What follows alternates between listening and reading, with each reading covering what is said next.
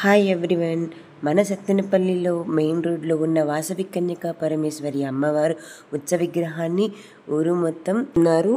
So చూసేయండి, ఇక్కడ temple దగ్గర ఎంత రద్దీగా ఉందో.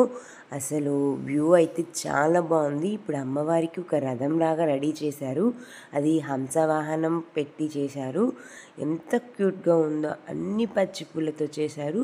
వెనుక మనకి అక్కడ ఒక అమ్మవారి విగ్రహాన్ని కూడా పెట్టారు. అమ్మవారిని కూడా రెడీ చేశారు.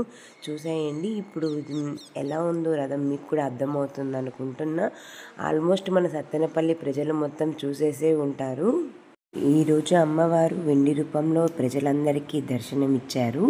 చూసేస్తున్నారు కదా, మీకు కూడా అర్థమయ్యే ఉంటుంది ఈసారి మన సత్తెనపల్లిలో ఎంత హంగామాగా చేస్తున్నారు అనేది.